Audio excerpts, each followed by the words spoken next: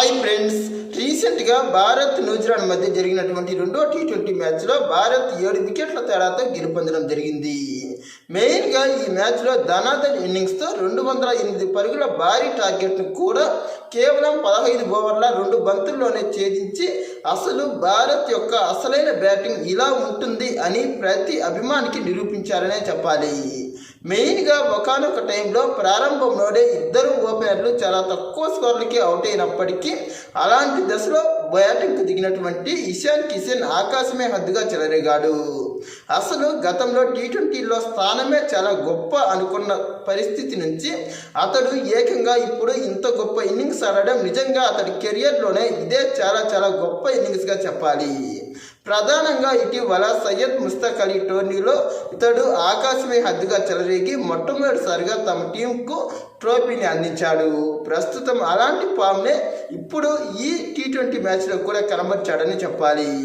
మెయిన్గా గతంలో అతడు అసలు టీ20లో ఆడడమే చాలా కష్టమని అందరూ అనుకున్నారు.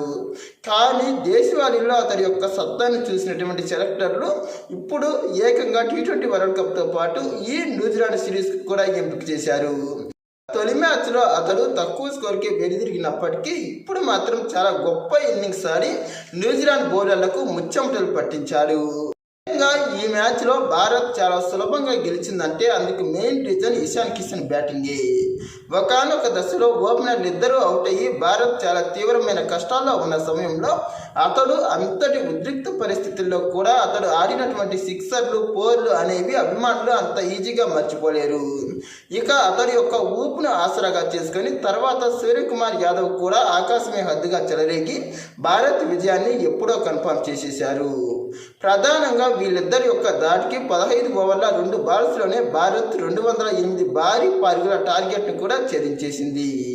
మెయిన్గా ఈ మ్యాచ్లో కివీస్ నుంచి ఆ జట్టు యొక్క వన్డౌన్ బ్యాట్స్మెన్ అయిన రచిన్ రవీంద్ర 44 పరుగులతో, కెప్టెన్గా ఉన్నటువంటి మిచెల్ సార్ట్నర్ 47 పరుగులతో రాణించడంతో ప్రస్తుతం టీ20లో అత్యుత్తమ స్కోర్లలో ఒకటిగా ఉన్నటువంటి 208 భారీ పరుగుల టార్గెట్ను భారత్ ముందు ఉంచినప్పటికీ ప్రారంభంలో కివీస్ బౌలర్లు భారత్ పైన ఒత్తిడి తెచ్చిన తర్వాత ఇషాన్ కిషన్ మరియు సూర్యకుమార్ యాదవ్లు మాత్రం అద్భుతంగా ధనాధన్ ఇన్నింగ్స్తో ఇషాన్ కిషన్ 74 పరుగులతో, సూర్యకుమార్ యాదవ్ 82 పరుగులతో భారత్కు వార్ వన్ సైడ్గా విజయాన్ని అందించారు.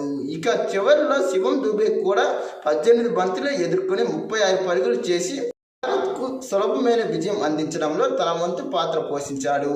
మెయిన్గా ఈ మ్యాచ్లో బ్యాట్స్మెన్ అందరూ సమిష్టిగా రాణించినప్పటికీ ఓపెనర్గా ఉన్నటువంటి సంజు శాంసన్ ఫామ్ మాత్రం కాస్త ఆందోళన కలిగిస్తున్నదనే చెప్పాలి. తొలి మ్యాచ్లో కూడా అతడు చాలా తక్కువ పరుగులకే వెనుదిరిగాడు. ఇక ఈ మ్యాచ్లోనూ 6 పరుగులకే వెనుదిరిగి ప్రస్తుతం అతడిపైన కొన్ని విమర్శలే వస్తున్నాయని కూడా మనం ఆలోచించవచ్చు. ఇక అతడు రాబోయే మ్యాచ్లో ఎలా ఆడతాడో చూడాలి. ఇక ఈ మ్యాచ్లో భారత్ గెలిచినప్పటికీ బౌలింగ్ పరంగా భారత్ పైన మాత్రం కొన్ని విధాలైనటువంటి విమర్శలే ఉన్నాయని చెప్పాలి. మెయిన్గా భారత ఫాస్ట్ బౌలర్లు ప్రారంభంలో కాస్త గొప్పగానే ఉండే కొంది మిడిల్ ఓవర్లలో మాత్రం వాళ్ళు గతి తప్పి ఎక్కువ పరుగులు వేస్తున్నారు. ఇక స్పిన్ బౌలింగ్ కూడా కొన్నిసార్లు గాలి తప్పుతుందని మనం అర్థం చేసుకోవాలి. మరి టీ20 వరల్డ్ కప్ నాటికి వీళ్ళు ఈ బలహీనతలను ఎలా అధిగమిస్తారో చూడాలి. ఏది ఏమైనప్పటికీ భారత్ యొక్క పెర్ఫార్మెన్స్ మాత్రం సూపర్ అనే చెప్పాలి. మరి ఇలాంటి గొప్ప బ్యాటింగ్ బౌలింగ్ను తదుపరి మ్యాచ్లో కూడా నమోదు చేసి కివీస్ పైన సులభంగానే సిరీస్ సాధిస్తారని ఆశిస్తున్నాను. ఇలాంటి మరిన్ని క్రికెట్ అప్డేట్స్ కోసం మా ఛానల్ను సబ్స్క్రైబ్ చేయండి. ఈ వీడియో నచ్చితే లైక్, షేర్, కామెంట్.